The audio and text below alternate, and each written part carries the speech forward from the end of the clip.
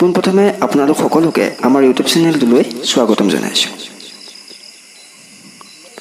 আৰু আপোনালোকে চাই আছে ষ্ট্ৰেঞ্জাৰ টক্স। বন্ধুসকল, পোনপ্ৰথমে আপোনালোকৰ বাবে এটা ৰিকুৱেষ্ট, যদি আপোনালোকে আমাৰ চেনেলটো ছাবস্ক্ৰাইব কৰা নাই তেনেহ'লে চেনেলটো ছাবস্ক্ৰাইব কৰি লওক আৰু কাষত থকা বেল আইকনটো অল কৰি প্ৰেছ কৰি লওক। আপোনালোকে যদি আমাৰ ভিডিঅ'বিলাক ভাল পায় তেতিয়াহ'লে একোটা লাইক কৰি দিব আৰু ভিডিঅ'বোৰ কেনেকুৱা হৈছে কমেণ্ট কৰি জনাবলৈ নাপাহৰিব। আহক বন্ধুসকল, আমি ভিডিঅ'টোৰ মাজলৈ সোমাই যাওঁ। বন্ধুসকল, আজি আমি আলোচনা কৰিম বিশ্বৰ কিছুমান আশ্চৰ্যজনক তথ্যৰ বিষয়ে, যিবিলাকৰ কথা হয়তো আপোনালোকে আগতে শুনা নাই। আপুনি নিশ্চয় শুনিছে টকা পইচাই সুখ কিনিব নোৱাৰে, কিন্তু এটা নতুন বৈজ্ঞানিক অনুসন্ধানে প্ৰমাণ কৰিছে যে টকা পইচাই সুখ কিনিব পাৰে। বহুত বছৰৰ অধ্যয়নে এয়া বিচাৰি পাইছে যে বেছি টকা থাকিলে মানুহ বেছি আনন্দিত হ'ব পাৰে, মানুহে অত্যাধিক পৰিমাণে সুখ উপলব্ধি কৰিব পাৰে। কিন্তু এটা কথা সঁচা, টকা সুখ লাভ কৰাৰ এটা সঁজুলি মাত্ৰ, আৰু সুখ টকা নোহোৱাকৈও পাব পাৰি। কাৰণ সুখ দুখ আমাৰ কেৱল অনুভৱহে। আমি যদি ভাবোঁ সুখ তেতিয়াহ'লে সুখ আছে, আৰু যদি ভাবোঁ দুখ তেতিয়াহ'লে সকলোতে কেৱল দুখেই দুখ। বন্ধুসকল, আপোনালোকে নিশ্চয় স্কৰ্পিয়ন নামৰ জন্তুটোৰ কথা শুনিছে।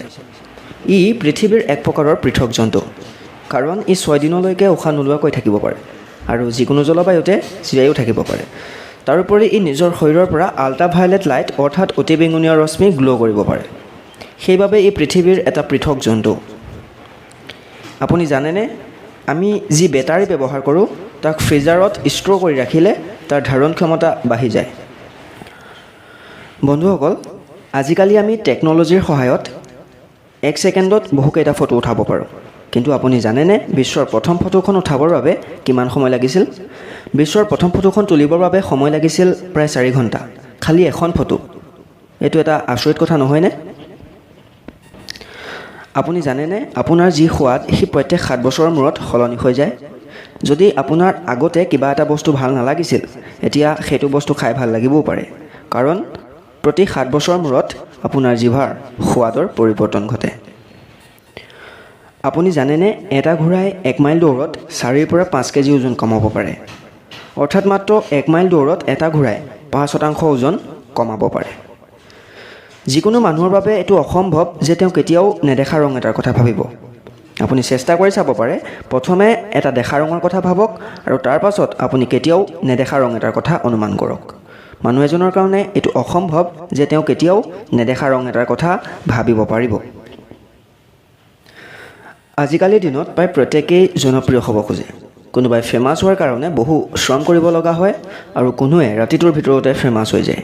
কিন্তু কিছুমান মানুহ জনপ্ৰিয় হোৱাৰ উপৰিও আনৰ পৰা নিজকে পৃথক কৰি ৰাখিবৰ বাবে কিছুমান কাম কৰি পেলায়।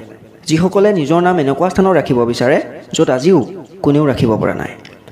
আৰু কথা যেতিয়া পৃথক হোৱাৰ দিশত, ভাৰতীয় কেনেকৈ পিছ পৰি থাকিব পাৰে। এতিয়া আমি কিছুমান ভাৰতীয়ৰ কথা ক'ম যিসকলে নিজৰ নাম গ্ৰীনিজ ৱৰ্ল্ড ৰেকৰ্ডত ৰাখিবলৈ সমৰ্থ হৈছিল। আটাইতকৈ দামী কোট শ্বুট ভাৰতৰ প্ৰধানমন্ত্ৰী নৰেন্দ্ৰ মোদীয়ে 2015 চনত আমেৰিকাৰ ৰাষ্ট্ৰপতি বৰাক ওবামাৰ সৈতে লগ ধৰাত পিন্ধিছিল, যিটোক নিলামত 4,31 লাখ টকাত বিক্ৰী হয়। আৰু ইয়াক ভাৰতৰ হীৰা বেপাৰী লালজীভাই তুলসীভাই পেটেলে নিলামত কিনিছিল। কোৱা যায় এই শ্বুটটোক 10 লাখ টকাত বনোৱা হৈছিল। এইকাৰণে নিলামৰ আৰম্ভণিতে ইয়াৰ মূল্য আছিল 11 লাখ টকা। বন্ধুসকল, হাতেৰে টাইপিংটো বহুতে কৰে, কোনোৱে বেছি বেগত আৰু কোনোৱে লাহে লাহে। হায়দৰাবাদৰ এজন ব্যক্তি যিয়ে নাকেৰে যি গতিত টাইপিং কৰে বহুতে হাতেৰেও নোৱাৰিব।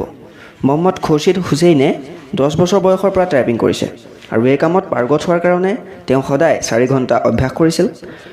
তেওঁৰ এই কষ্ট ফল পায় তেওঁৰ নামত এটা নহয় 2টা গ্ৰীনিজ ৱৰ্ল্ড ৰেকৰ্ড আছে।